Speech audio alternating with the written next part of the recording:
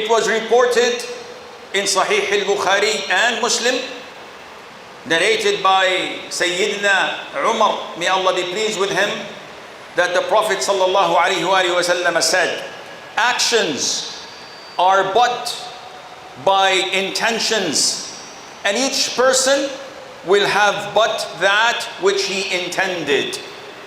This hadith, each and every Muslim memorizes by heart. إِنَّمَا الْأَعْمَالُ بِالنِّيَّاتِ. And it covers a great portion of Islam. Imam al-Shafi'i, Imam Ahmad, both said that this hadith constitutes 1/3 of Islam. Islam revolves around 3 hadiths, in some narrations on 4 hadiths. The pillar stone, the cornerstone is this hadith. All what you do rely and depend on your intention. But what is intention? Intention is what you desire to do or say, what you have the urge and what is forcing you or pushing you to do something. This is your intention, and it is divided into 2 types. Intention of the deed itself, and this is for the jurors, the fuqaha, to differentiate between deeds. I'm praying 4 rak'ah. What is it? It can be dhuhr, it can be asr, it can be isha. Without the intention, my deeds are invalid. If someone goes and takes a dip in the river because it's hot, and he has janaba, major ritual impurity, but he did not intend to perform ghusl, he's just taking a dip to cool down. When he comes out, can we say he can pray?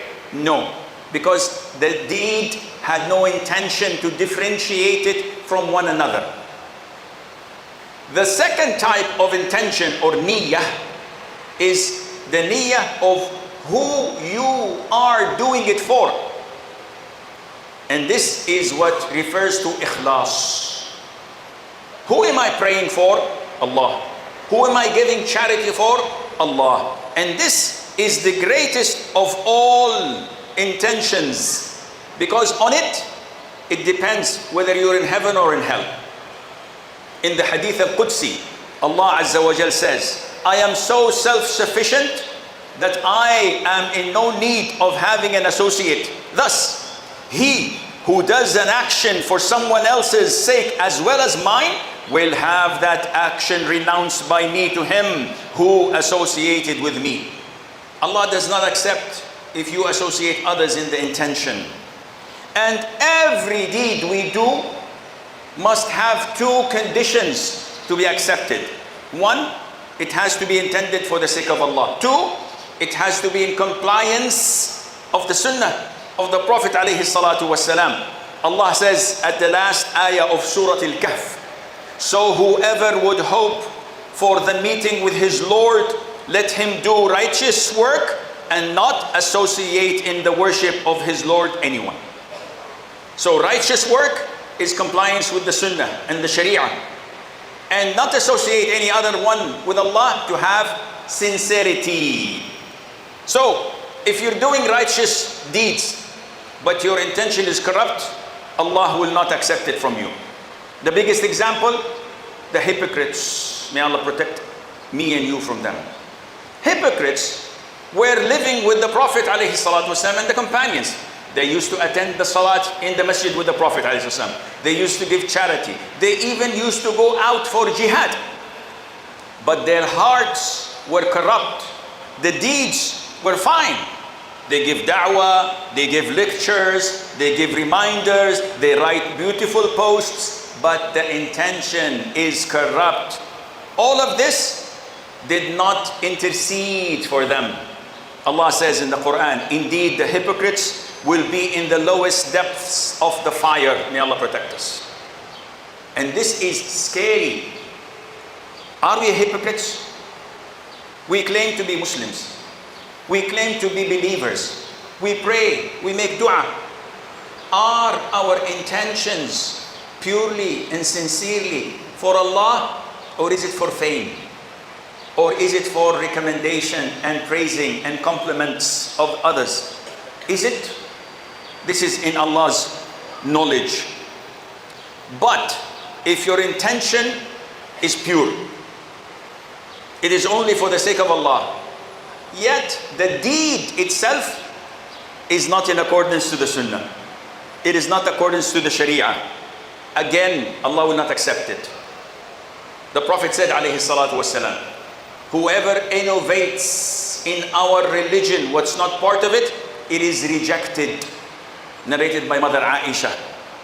And this is why the vast majority of innovators among us, do we have innovators? Of course.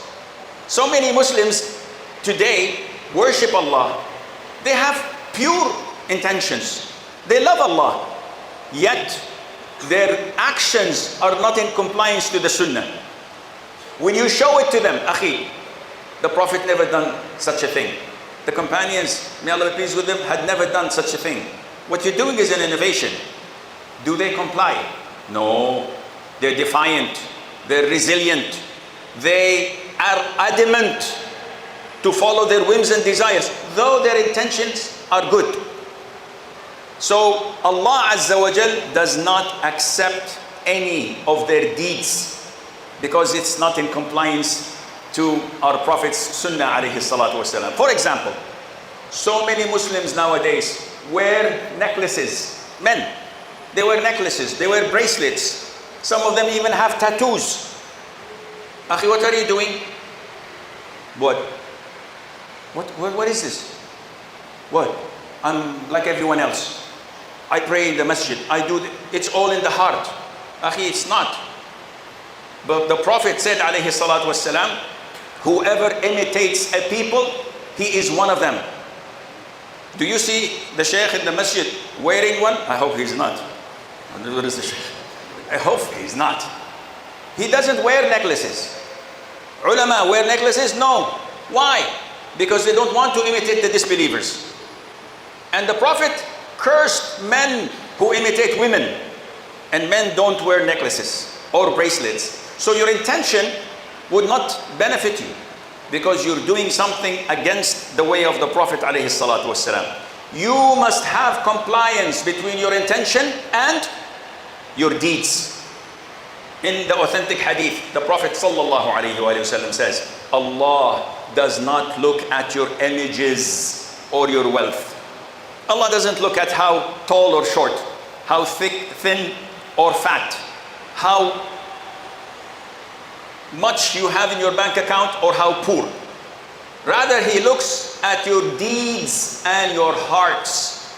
This is what counts. So you have to have compliance between the hearts and the deeds, the intentions and the actions, in order for your actions to be accepted by Allah Azza wa Jal. Intentions are important. Sincerity is important. To the extent that even your habits, your daily routine can be forms of worship. Subhanallah. Things that you don't pay attention to can turn into a form of worship. Imagine, how are the prices today? Oh, Sheikh, there's so many things that are expensive. The groceries, the rent, the utility bills, everything is rocketing to the sky. Okay, you have to pay it. Have a good intention and you will be worshipping Allah. How? The Prophet says, alayhi salatu wasalam, no matter what you spend on your family, you will be rewarded even for the morsel of food you put in your wife's mouth. Subhanallah. I hope she doesn't bite your fingers. Morsel of food. This is normal things. You're feeding your wife, your children. Have good intention. So when you go buy the groceries next time, this is for Allah Azza wa Jal. And Allah will give this as charity for you. I didn't give a lot to Gaza. My fault. I didn't give a lot to the poor and the orphans and this, but I feed my family. Allah will give you charity. If you have the intention, and not only that, can you not sleep? Everybody needs to sleep. Even if you sleep, Allah Azza wa Jal will grant you reward for that bi'idhnillah azza wa jal. The page is gone. This is what happens when you buy new devices. So imagine when you go to sleep and you have a good intention. Listen to this hadith. The Prophet says, alayhi salatu wasalam, whoever goes to his bed, okay, I'm going to bed, intending to get up and pray at night, then his eyes overwhelm him and he sleeps until Fajr. The reward for that which he intended will be written for him, and his sleep is a charity for him given by his Lord. Allahu Akbar. How many of us, when we go to bed, intend to pray 3 rak'ah, witr before Fajr? Half an hour, 1 hour. Of course, all of you, alhamdulillah, recite at least 1 juz of the Quran every night. This is the minimum for any Muslim. So that every month they finish the Quran once. This is the minimum. But how many intend this before going to bed? So even if you sleep, Allah Azza wa Jal will reward you as if you prayed the whole night, and your sleep is a charity, it's a gift from Allah Azza wa Jal.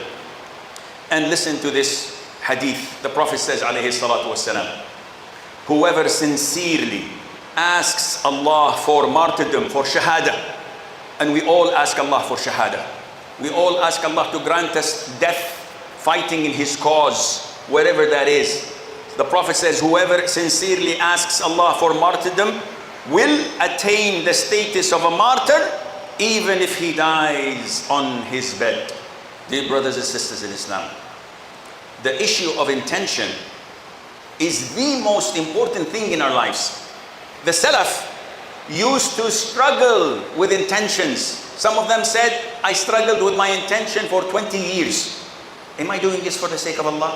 What to do?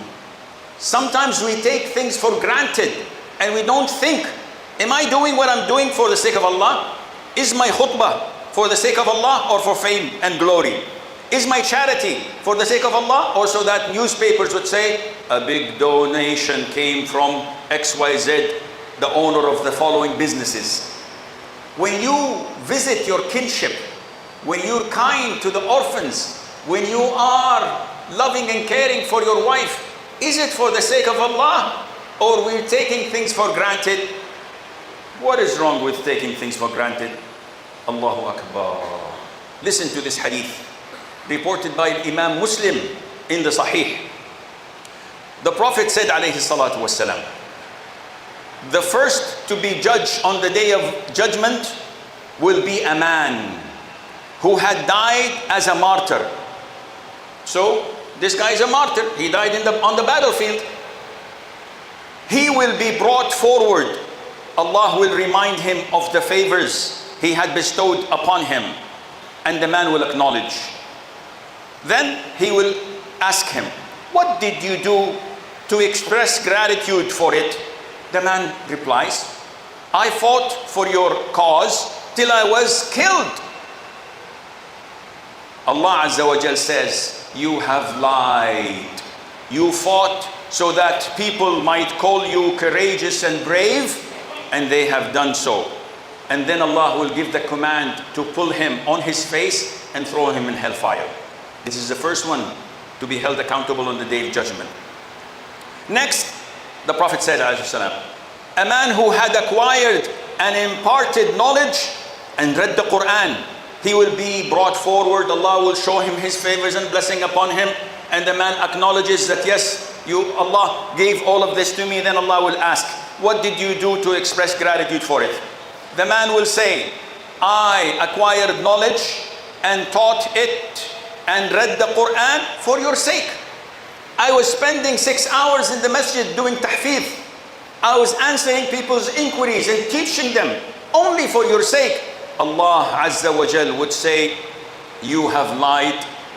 You acquired knowledge so that people might call you a learned man, and you read the Quran so that they might call you a reciter, and they have done so. And Allah would command that he would be pulled on his face and thrown into hellfire.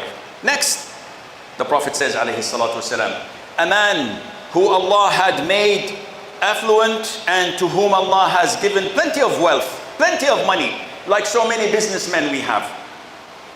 He will be brought forward. Allah would show him His favors and blessings upon him in the dunya. The man would acknowledge that Allah has given this all to him. Then Allah would say, what did you do to express gratitude? The man would reply, I did not neglect any of the ways you liked wealth to be spent liberally for your sake.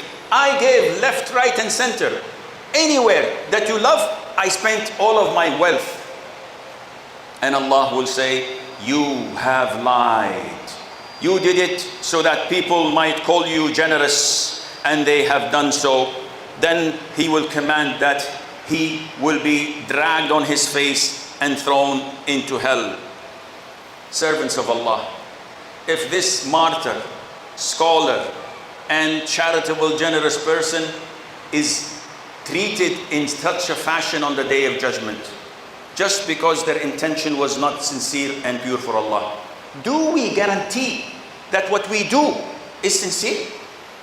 Isn't sincerity, isn't al-ikhlas, isn't intention the most important thing that we should rectify 24 hours, 7 days a week? Don't care about COVID. Don't care about illnesses. Don't care about your business. Don't care about how many umrahs you've done, how many rak'ahs you've prayed, how many fasts you've made. Care about, will Allah accept from me or not? Ibn Umar, the cousin, the son of Umar ibn al-Khattab, and the brother-in-law of the Prophet ﷺ, and one of the greatest companions ever. He says, I wish Allah accepted only one sajdah for me. I wish Allah accepted one sajdah. You say such a thing? He says, yes, because Allah accepts from al-muttaqeen. So if He accepts one, then I am among them. If this is Ibn Umar, who are we? Would we take selfies in front of the Kaaba? Look, I'm in my umrah. Look, I'm doing this. I am praying tahajjud. I have done this and that. I'm giving charity. Who are you doing it for, ya akhi? Fear Allah Azza wa Jal. If a rock blocks a cave and you're stuck, will you have something to show up for? Will you have a deed between you and Allah and say, Ya Allah, this is between me and you. You know that I had done it only for your sake. Oh Allah, let this rock move away and give me exit from this cave. Do we have such a deed that is between us and Allah, that Allah would accept? Therefore, I urge myself and you to rectify our intentions, to work hard on our niyyah. Don't be fooled by people's praise, and don't be angered by their criticism. Nothing will add value except what Allah Azza wa Jal says about you, except what Allah registers you on the Day of Judgment. And if we fix our intentions, and if we manage to follow the sunnah of the Prophet ﷺ, we will be indeed under the shade of Allah's throne and under the flagship of Muhammad sallallahu alayhi wa alihi wa sallam. اللهم اغفر لنا وارحمنا وعافنا واعف عنا وتولنا برعايتك ولا تحرمنا. اللهم اجعل أعمالنا خالصة لوجهك الكريم. اللهم اغفر لنا ذنوبنا وإسرافنا في أمرنا وتولنا وأنت أرحم الراحمين بنا. اللهم أصلح سرائرنا وظواهرنا بواطننا يا رب العالمين. اللهم آتنا في الدنيا حسنة وفي الآخرة حسنة وقنا عذاب النار. اللهم انصر إخواننا المجاهدين الذين يجاهدون في سبيلك في كل مكان. اللهم انصر إخواننا المستضعفين في غزة وفي فلسطين. اللهم أعز الإسلام والمسلمين ودمر اللهم أعداء هذا الدين من المشركين واليهود والنصارى الصليبيين وأعوانهم وإخوانهم من المنافقين يا عزيز يا حكيم. اللهم أبرم لهذه الأمة أمر رشد يعز فيه أهل طاعتك ويذل فيه أهل عصيانك. اللهم صل وسلم وبارك على نبينا محمد وعلى آله